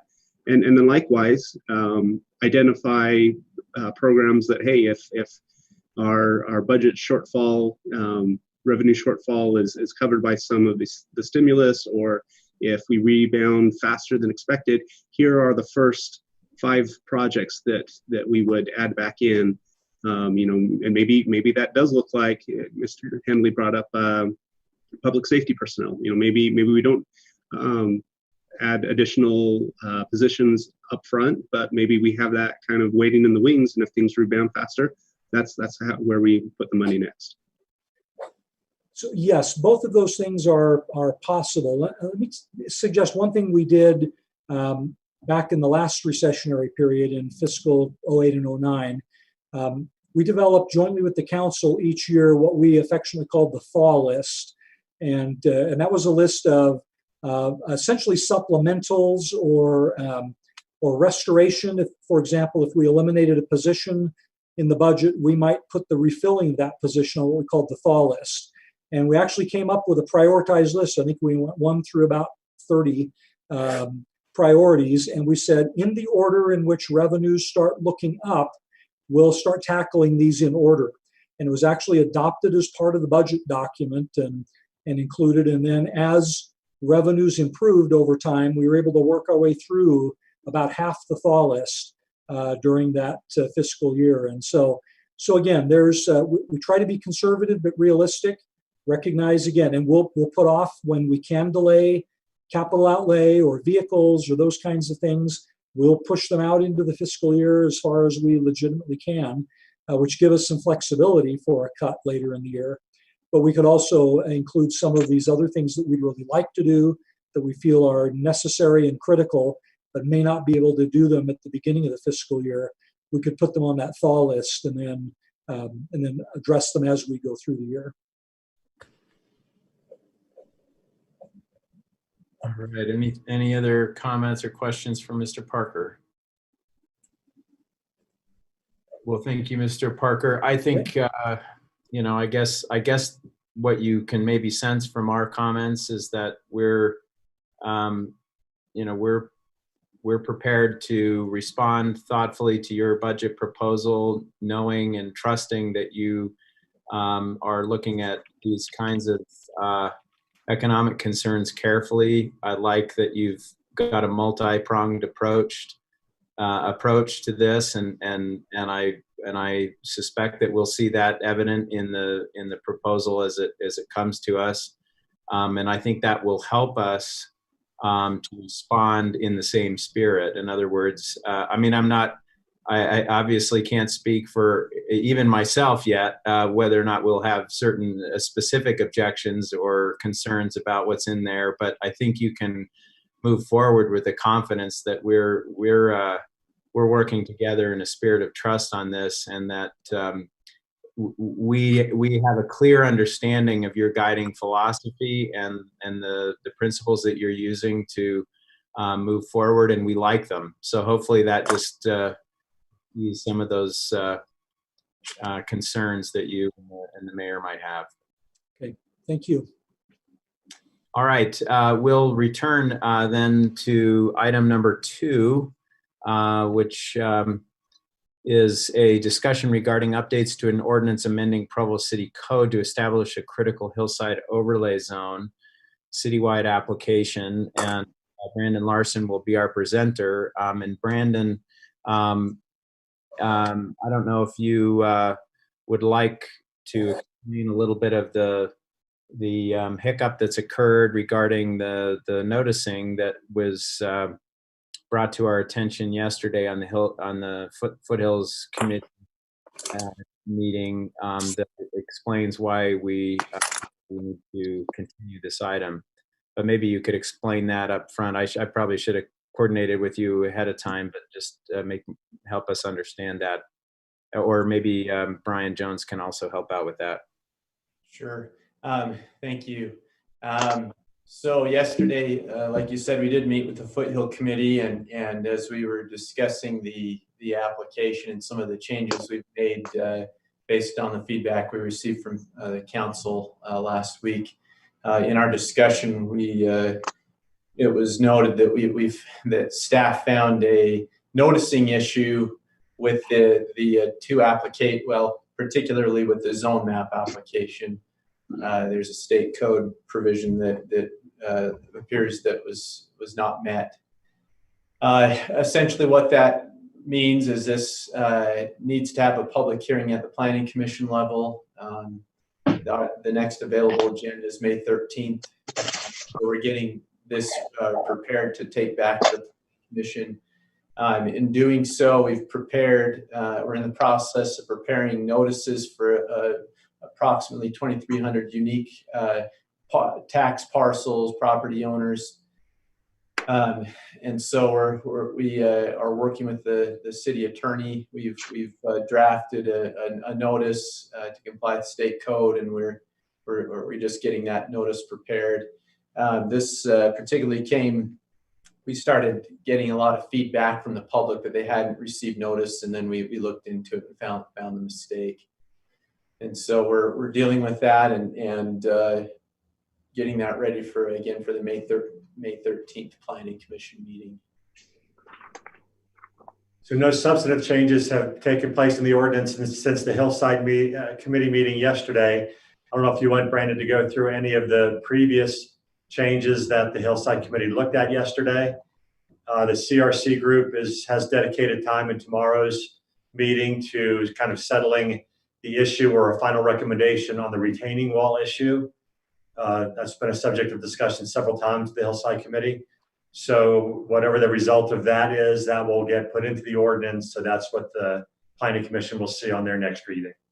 We're also working to address a concern about ridgeline requirements, trying to see if there potentially may be some wisdom in putting in an exception for some of the lower areas of the CH zone to essentially say that a ridgeline wouldn't be designated in these lower lying areas.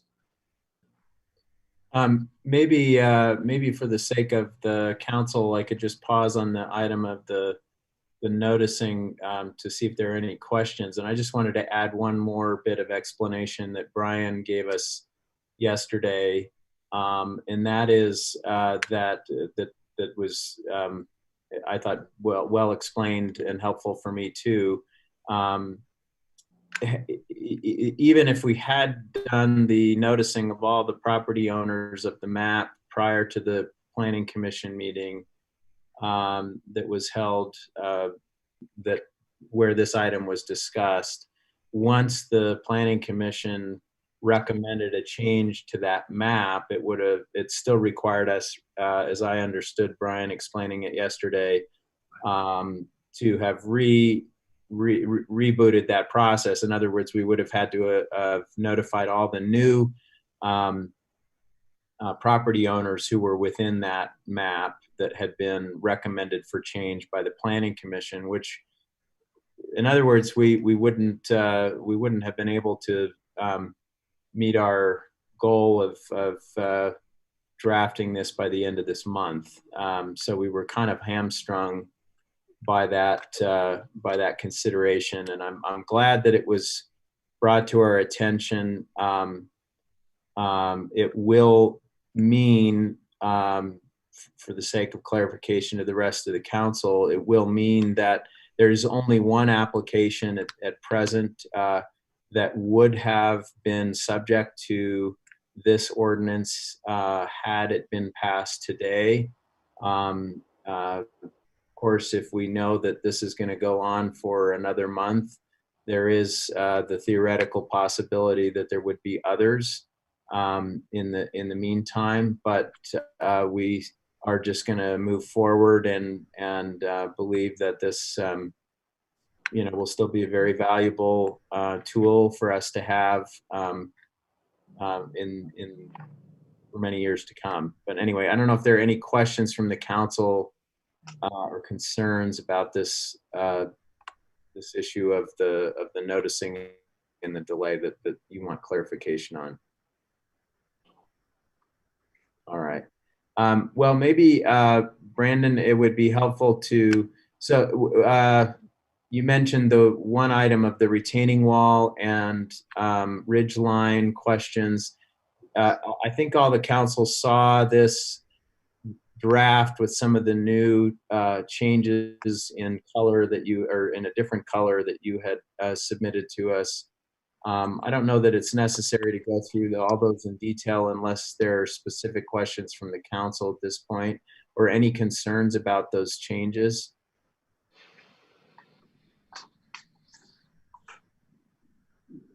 Okay. Is there anything you would like us to understand then about this process moving forward? Brandon? I think at this point, we're just going to work on trying to get the noticing complete here in the next few days, and then really work on the wall and the ridge line question and try to finish that up. I don't know if you have any if there's any questions on any of the text. I can certainly address questions there. I know that there was Ms. Ellsworth had a question, brought up another question about power lines. I don't know if she wants to talk about that.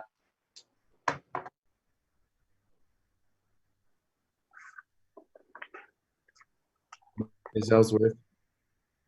Yeah, I'm curious what our ordinances already say about power lines. And I appreciate you adding in that picture and further kind of restriction to not create those big mounds with power line poles. But what's already on the books?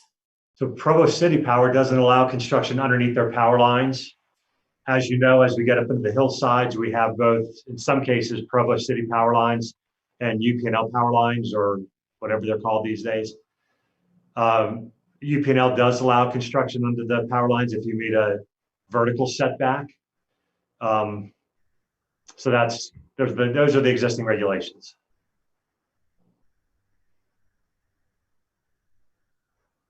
Okay, any other questions for Brandon or for Bill? Well, thank you so much. You know, we're just appreciative of all the effort that's gone into this. We know we were setting as a goal a certain timeline just to make sure that we had the best guidelines in place for all possible proposals for development. I hope that the public can understand the spirit with which we were operating and moving for that goal.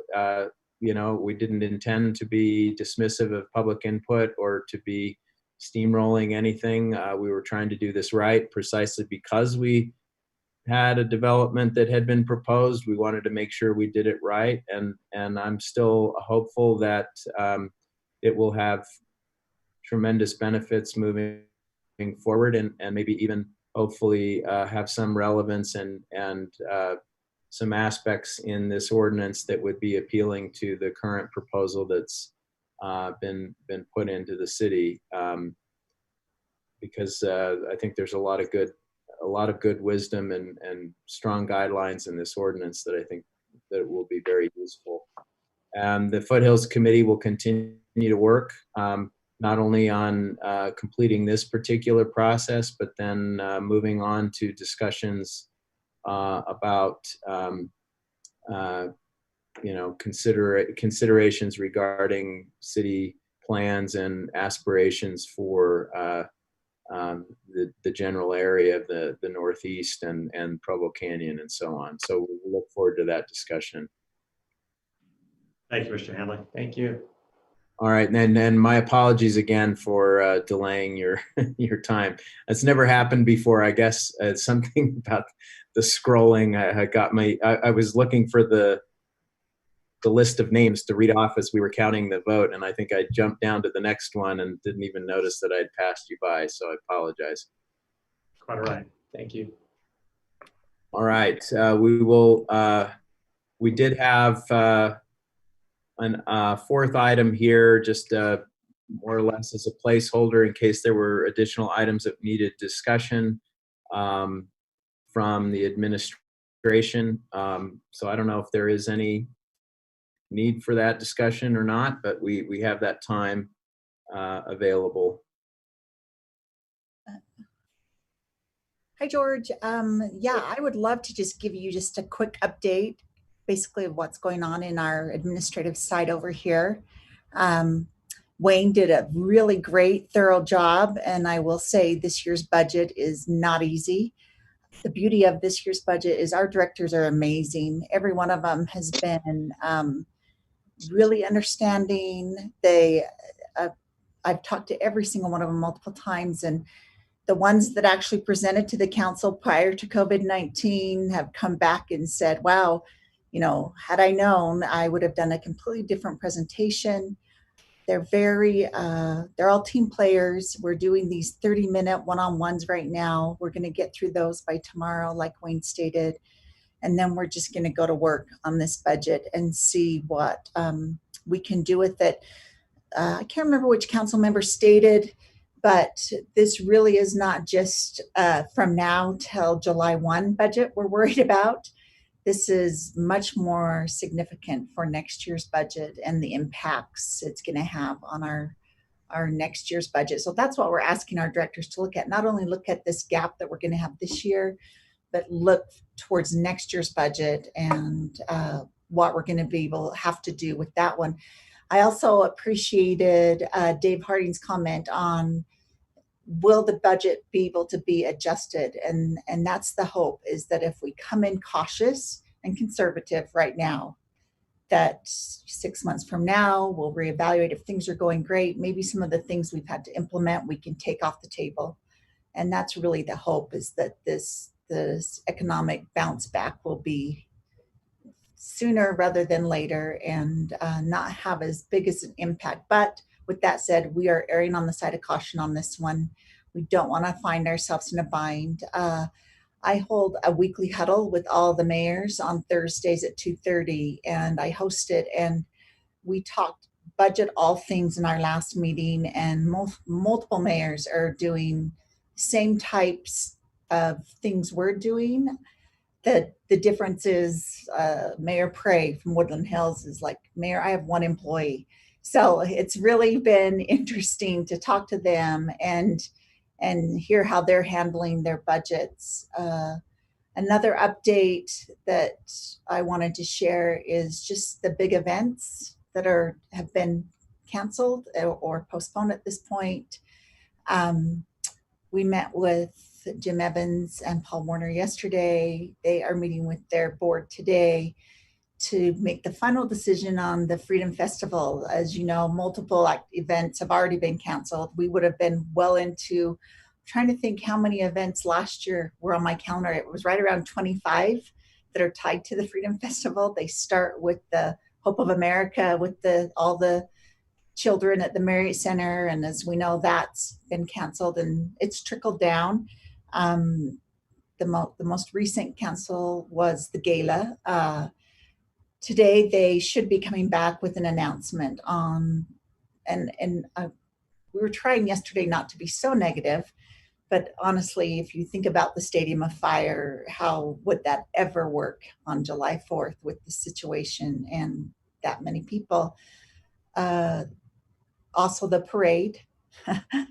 Again, all these things are going to impact Provo's economy. If you think about BYU canceling all their EFYs and all their sports camps, all those parents come into Provo, they stay in our hotels, they buy food, so just to kind of wrap your brain around this, how big of a economic impact this is going to have, it's hitting us at all levels. If you think of any event that happens in the summer in Provo City, we benefit from those, and now all of them have been canceled.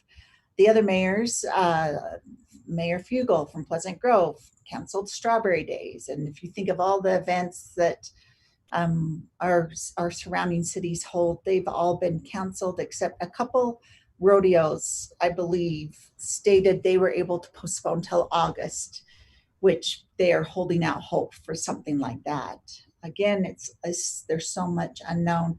One other brief update I wanted to give you was I was contacted with some of the other mayors of the big cities. So it's like Governor Herbert will reference like the big three or the big four. And he spoke to us about his idea of his 2.0 plan. And I actually had some different things pulled up, also tied to the guidelines from the federal government, from President Trump's, his guidelines entitled Opening Up America Again. What does that look like? For them, that's the federal side.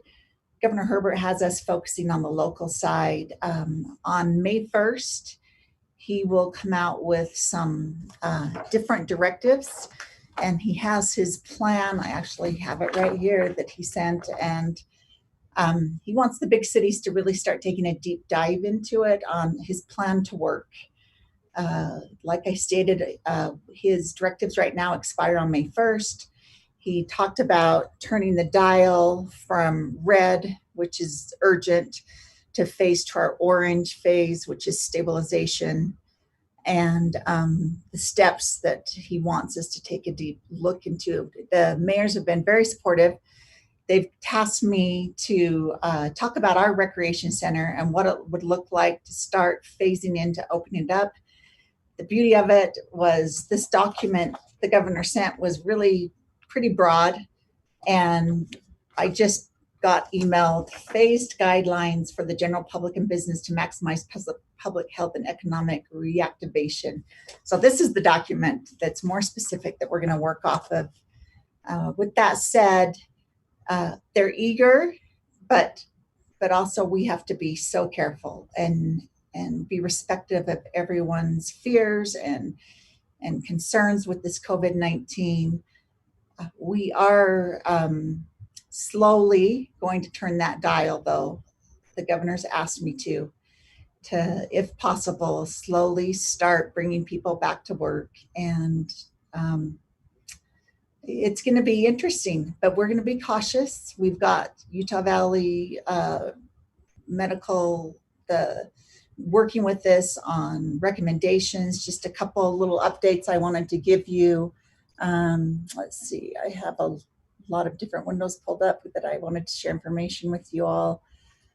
The stats for today, total positive cases in Utah County are 498, number of deaths 5, hospitalized 26, and persons tested to date in Utah County is 11,070 as of today at noon. So the updates are coming. Someone said things are leveling out, but there's still a lot of unknowns. And so I'm going to proceed cautiously, again, working close with the governor, but because he wants the bigger cities to start really taking a deep dive into what this might look like, I am following his directive and actually meeting starting today at 3 o'clock. We're going to start talking about what would it look like to start phasing open some of our facilities in May. So that's some of the things on top of everything else. I've been joking with my staff and everyone in the city that this COVID-19 has been great for everyone but me, because everyone's been working at home and getting caught up on all their work and sending it all to me now. So I've had a lot of work to do because they're not at the office getting interrupted or getting sidetracked. And so everybody's been really good about working at home and staying safe. And we'll start doing what the governor asked and having the conversation starting today at 3. Does anybody have any questions for me? Any questions for the mayor?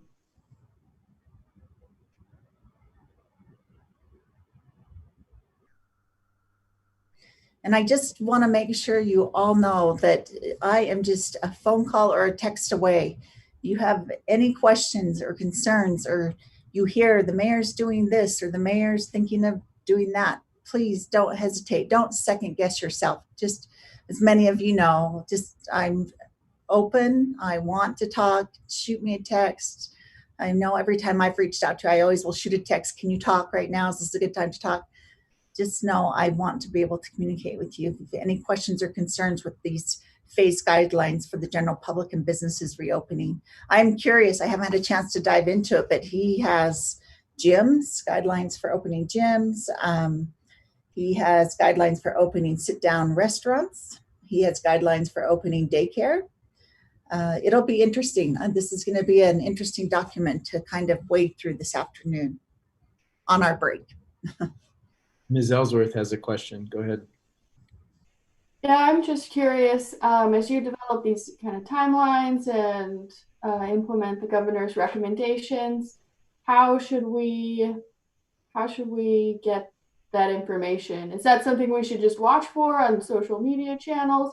Or is there like a weekly update you send out to staff that we can be in on? Or what's the best way to learn about what's about to happen? I know, really, you do deserve the heads up. So I think what I'll do is, as we start this phase-in project, would it be helpful if I shoot an email to Cliff that he can send out, just a paragraph or two of where we're at?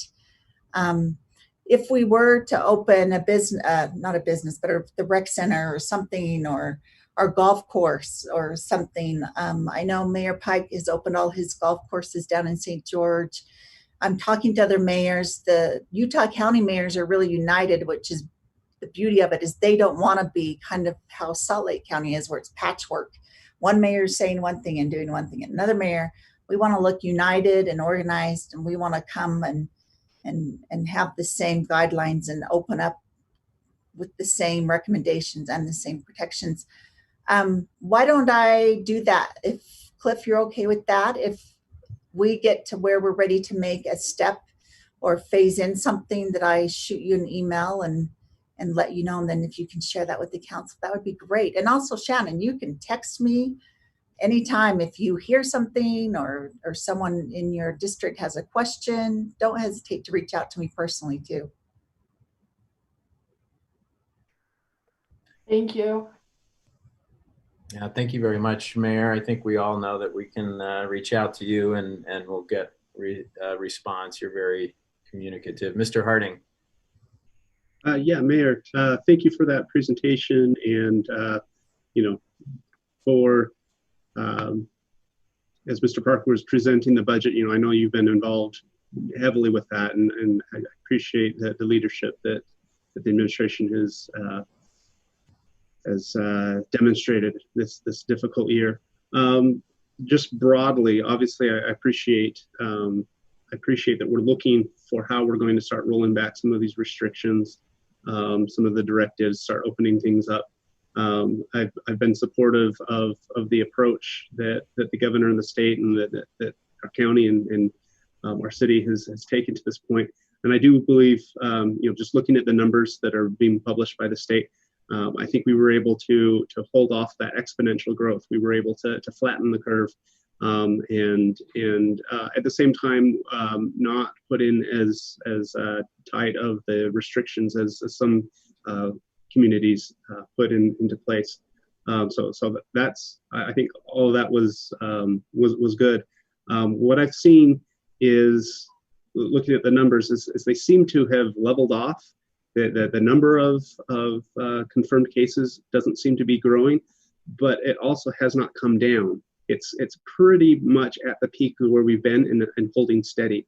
And that's with the directive, and that's with all of the encouragement for social distancing, and that's with our gyms and our rec center and these things closed. I think it's great that a golf course is open. I think that's a great place to get some recreation. That there's plenty of social distancing. A rec center, I'm a little bit more worried about.